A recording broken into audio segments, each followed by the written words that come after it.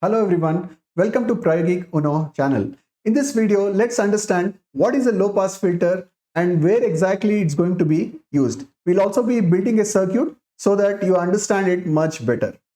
So a low pass filter can be defined as a filter that allows only low frequency signals to come to the output, and it's going to attenuate all the high frequency signals. So what this means is, if the input consists of both high frequency and low frequency signals, then if you pass it through the low pass filter, then the output will be only the low frequency signals and all the high frequency signals will be attenuated. So there is also an important term here to understand, which is called as cutoff frequency. So this is the frequency point beyond which the filter will not allow any frequency to pass through it. So only the frequency that is below the cutoff frequency will be passed to the output, and all the frequency above the cutoff frequency will be attenuated. So that is called as cutoff frequency.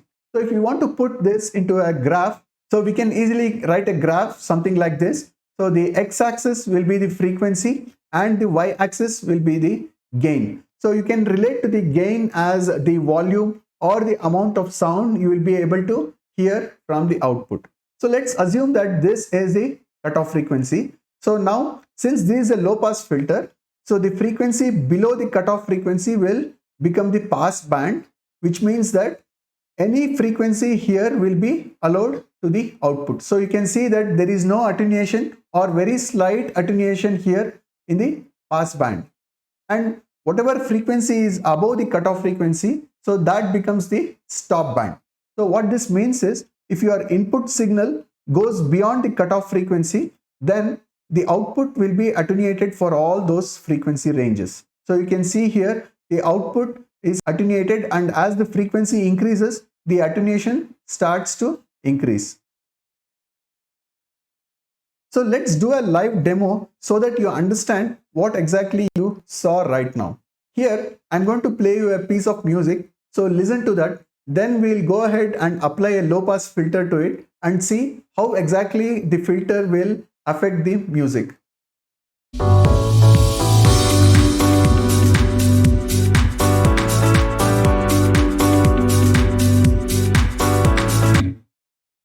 So if you carefully observe, you are able to listen to sounds from the drums and the piano and various other instruments. So this music piece has sounds from both high frequency and low frequency. Now let's go ahead and apply a low pass filter to this and see how this filter is going to affect the same sound. Okay, so I'm having the cutoff frequency here as around 200 hertz, or even we can have it like 250 hertz. So now what's happening is, we are going to give this particular part of sound as an input to this low pass filter, and let's hear what will be the output of the low pass filter.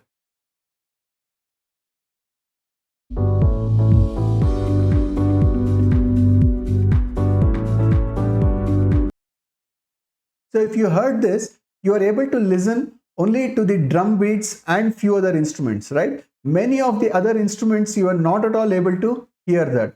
So that's because we have set the cutoff frequency as 250 hertz, and whatever the sounds that are less than 250 hertz, they are coming to the output, and all the sounds that are greater than 250 hertz, they are being cut off. Now let's try to increase this. Let's make it 2500. So now I have moved the cutoff frequency to 2500 hertz or 2.5 kilohertz. Now let's preview this or hear to the same sound when we increase the cutoff frequency.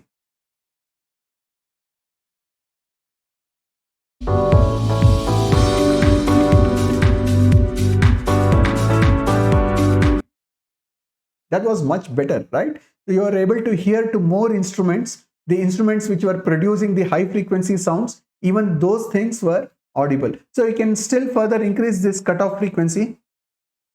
Let me make it 5000 hertz, which is 5 kilohertz, and let's preview that.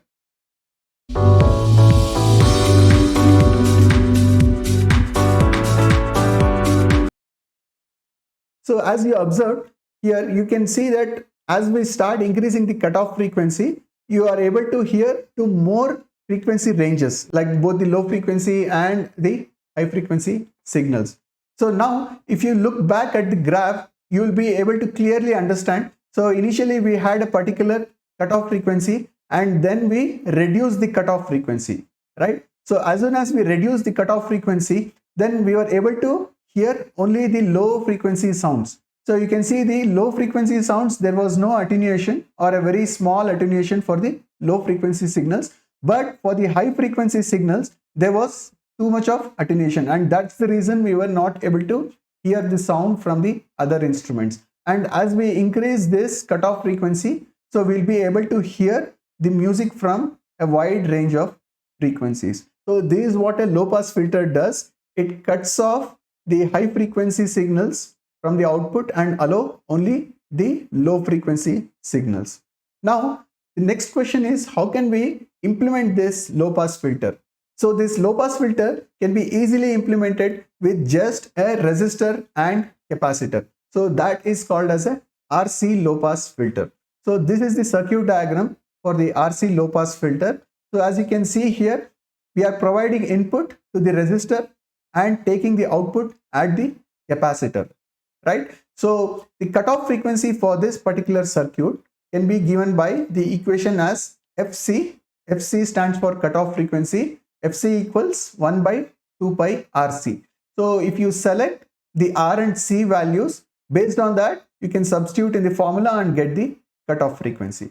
So let's assume the resistor value to be 1 kilo ohm and the capacitor to be 0.1 microfarad. So you can substitute these values in this equation and try to figure out what is the cutoff frequency for this particular circuit. So pause the video and make the calculation and have the cutoff frequency with you. So if you have calculated the cutoff frequency as 1.592 kilohertz, then you are correct. So what does this exactly mean? So when we say that cutoff frequency is 1.592 kilohertz, then it means that if the input is less than 1.592 kilohertz, then the output amplitude will be almost same to the input amplitude. There will be no attenuation in the output amplitude. So for example, let's say our input is 2 volts sine wave. Then if the frequency of the sine wave is less than the cutoff frequency, so let's say our frequency of the sine wave is 1 kilohertz, then the output also will be around 2 volts, or it might be 1.9 volts, but pretty close to 2 volts. There will be not much attenuation. But as soon as we increase the input sine wave frequency beyond 1.592 kilohertz, then there will be a sharp decline in the output amplitude. So if you measure the output amplitude beyond 1.59 kilohertz, then there will be a sharp decline in the output amplitude. So beyond the cutoff frequency, the filter is going to kick in and it's not going to allow any high frequency signals. So that's what we also did in the live demo there with the music. So we were setting the cutoff frequency there. Correct? So beyond that cutoff frequency, the sounds were not audible clearly to us, right? So once we increase the cutoff frequency, then we were able to hear music from various frequency ranges. So now let's go ahead and build this particular circuit and let's understand the working principle of this circuit. So I have placed a resistor and capacitor as shown here. So let me connect the capacitor to the ground pin in header number 6. Okay, so and the input to the resistor will be provided from SG1. So I have connected a wire from SG1 to the resistor. So this will be the input. So I want to watch the input frequency. So from the same pin, I'm going to connect it to the analog oscilloscope channel 1. Okay, so I have connected it to AN1 from the resistor input. Now I also need to measure the output voltage at the capacitor. So from this particular point, I'm taking it to the AN2 of the analog oscilloscope. So this is the circuit diagram. And now let me take you to the Android app. So from the Android app, we can give input signals of various frequencies and see how exactly our RC circuit behaves for various frequency ranges. So I'm going to go to the signal generator. Please note that I have also connected the auxiliary cable here from my mobile phone jack to the Prayogic Uno board. So that is required to give the signal generator inputs to the board. So I'm selecting the SG1 here, and amplitude you can set to around 50%, and frequency I have it at around 1 kilohertz. So let me turn this on and let me start the oscilloscope.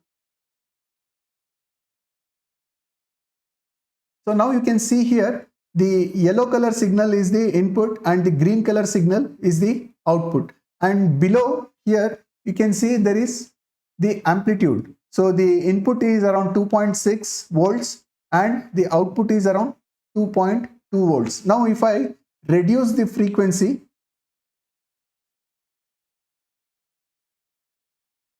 so you can see here now the input is 2.6 volts and the output is 2.5 volts. So which means that the cutoff frequency for this circuit is 1.59 kilohertz, right? So if we have frequency less than that, then the output amplitude will be pretty close to the input amplitude and there is no attenuation in the output signal.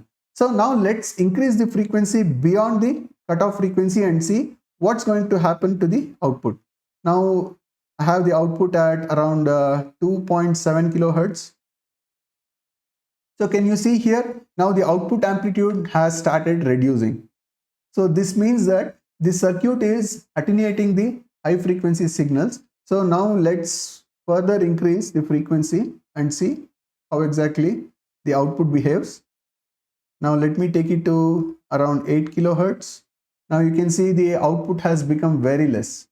So this is the reason you are not able to hear music from the other instruments. So in the live demo of the music, so we had set a particular cutoff frequency and we were not able to hear many of the instruments, right? So that is because the output of those instruments were reduced pretty much, almost negligible. So that's the reason it was barely audible to us when we played that music.